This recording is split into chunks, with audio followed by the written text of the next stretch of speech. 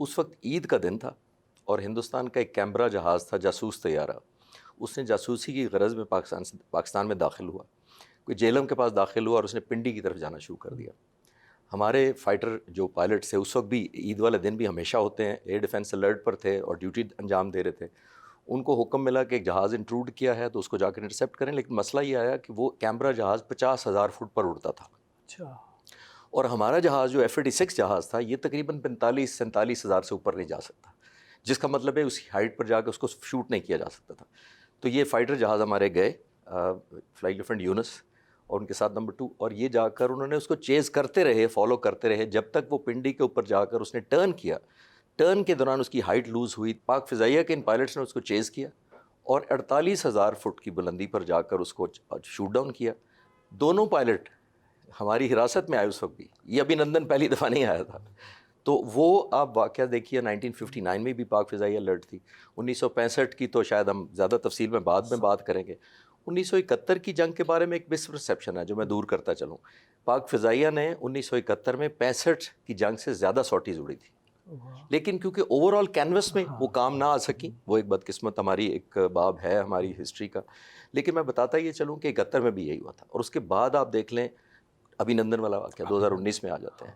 اور ایک چیز جو ابھینندن کے بارے میں کم بات ہوتی ہے نا بھٹی صاحب، وہ یہ ہے کہ ہندوستان آیا تھا صبح 3 بجے سرپرائز دے کے، ہمیں بغیر وارننگ دے کے۔ شام کو ہم نے کہا، ہمارے D G S P R نے کہا کہ ہماری باری کا انتظار کرو، ہم وارننگ دے کر گئے تھے، اور رات کو 3 بجے نہیں گئے تھے، صبح 10 بجے گئے تھے۔ تو یہ اس میں جا کر دشمن کو سرپرائز دے دینا میرا خیال ہے اس سے بھی زیادہ بہادری شو کرتی ہے۔ یہ جو ابھینندن والا سر جو واقعہ ہوا، اس میں کچھ چیزیں تو ہیں کہ جو سب کو پتہ ہے، آپ ذرا اس کو اپنے انداز میں بتائیں گے تو ذرا پورا واقعہ ریکال ہوئے گا۔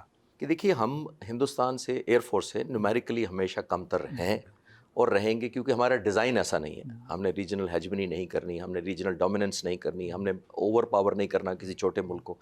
ہم جس چیز کا ایڈوانٹیج لیتے ہیں، ایک نمبر 1 ہے وہ جذبہ ایمان، شہادت کا، نمبر 2 ہے ہمارا ٹریننگ یا کوالٹی آف ٹریننگ جو ہماری الحمدللہ، اور تیسرا اور موسٹ امپورٹنٹ ہے ٹیکنالوجیکل ایڈوانٹیج جو ہمیشہ ہم اپنے پاس رکھتے ہیں۔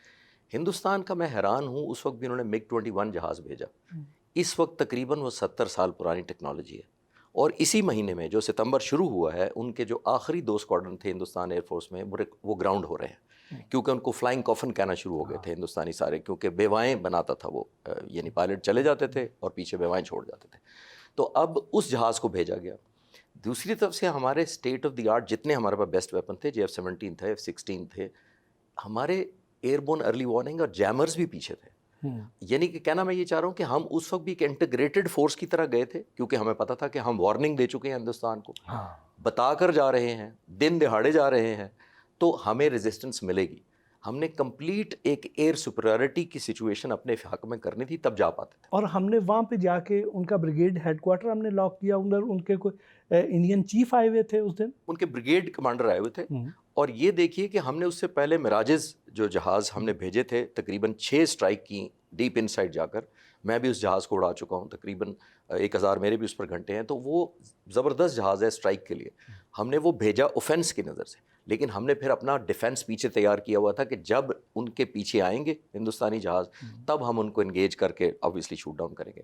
پہلے جب، اور آپ نے دیکھا ہوگا اس زمانے میں ہمارے ڈپٹی چیف آف آپریشنز نے وہ ویڈیو بھی ریلیز کر دی تھی کہ ہم نے مارنا یہاں تھا، نشانے پر بھی تھا، لیکن بام ہم نے آف سائڈ کر کے پھینکا، وہ دیکھا ہوگا آپ نے۔ وہ میسج دینا تھا کہ ہماری کیپیبلٹی کو انڈر ایسٹیمیٹ مت کرو۔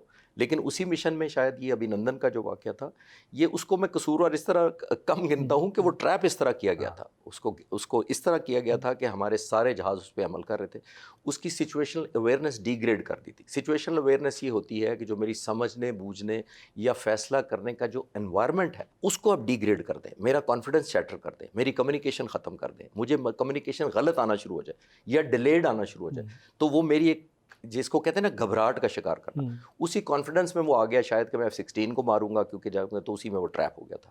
اور یہ ایک چیز جو آپ کے ویورز کو شاید پہلی دفعہ میں بتانے لگا ہوں، وہ یہ کہ آج تک ابھینندن نے خود کلیم نہیں کیا کہ میں نے F-16 مارا تھا. انڈین ایئر فورس اس کو میڈل بھی دے چکی ہے.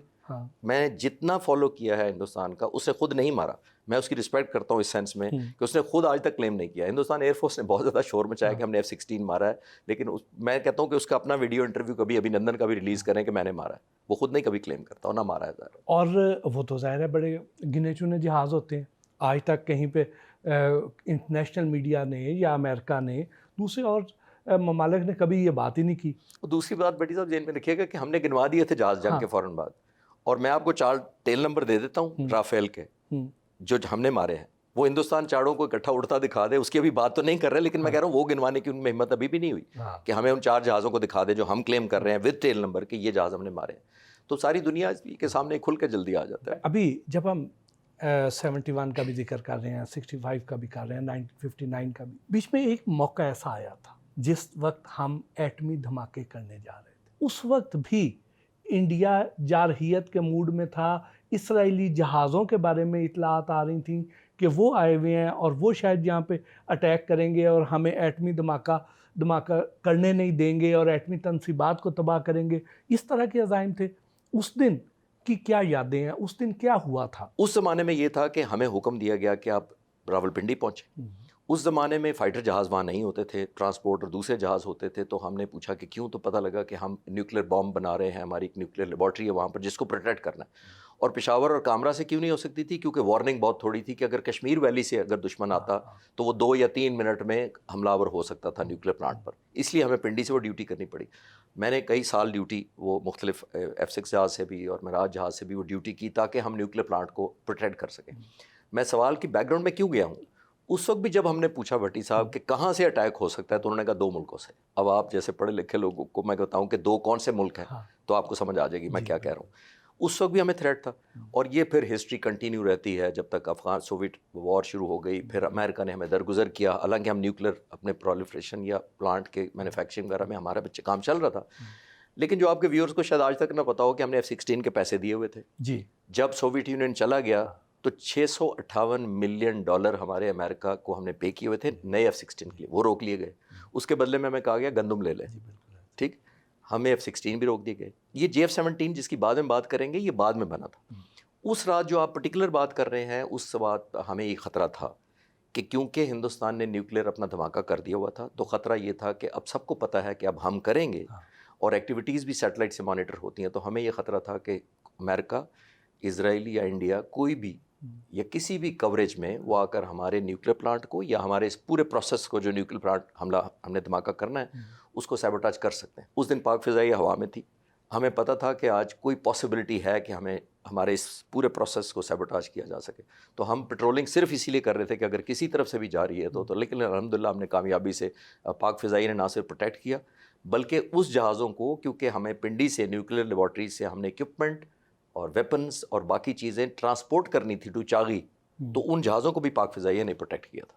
اور وہ جو اس وقت یہ خبریں آ رہی تھیں کہ کوئی F-15 ہیں وہ سری نگر ایئرپورٹ پہ آ چکے ہیں اور وہ کسی وقت بھی فلائی کر کے ادھر آئیں گے اور آ کے اٹیک کر سکتے ہیں, تو اس میں کوئی صداقت ہے؟ نہیں, F-15 تو نہیں کنفرم ہو سکا تھا, لیکن ہمیں یہ پتا تھا کہ اسرائیل اکیلا یا انڈیا کے ساتھ مل کر ہمیں حملہ آور ہو سکتا ہے. کیونکہ اگر اسرائیل انڈیپینڈنٹ اٹیک کرتا تو وہ اس کو کراچی یا جس کو گوادر پورٹ کی طرف سے آنا پڑتا, آل دا وے پاکستان سے گزرنا مشکل تھا. اگر ہندوستان کی طرف سے آئے تو وہ کشمیر ویلی کے اندر سے ہارڈلی 3 منٹ کی وارننگ تھی ہمارے پاس. تو پاک فضائیہ ان 10 سالوں میں جب تک ہم نے نیوکلیر اپنے اسٹیٹس حاصل نہیں کیا, وہ بہت سارے انسنگ ایسے ہیروز ہیں جنہوں نے پیٹرولنگ کی, کامبیٹ ڈیٹر کیا, اور بہت دفعہ ایسی بھی کوشش ہوئی کہ ان آئیڈینٹیفائڈ جہازوں کو چیلنج کیا گیا, لیکن وہ بعد میں کچھ دوسرے ثابت ہوئے. لیکن 2 دفعہ تو مجھے اچھی طرح یاد ہے کہ ہم آل آؤٹ ایکسپیکٹ کر رہے تھے کہ اسٹرائک آئے گی کوئی ہندوستان سے, لیکن یا اسرائیل کی طرف سے. لیکن الحمدللہ جب ان کو پتہ لگا کہ پاک فضائیہ اس حد تک الرٹ ہے. اور ایک اور آخری بات اس سوال کے جواب میں یہ کہتا چلوں کہ یہ بچا کیسے نیوکلیر پلانٹ. میں آپ کے نوجوانوں کو یہ بتاتا ہوں کہ جب آپ دشمن کو بھٹی صاحب یہ کہہ دیتے ہیں نا کہ اگر ہم سے قیمت لوگے تو اس سے زیادہ قیمت خود دو گے, تو آپ پہ کوئی حملہ نہیں کرتا.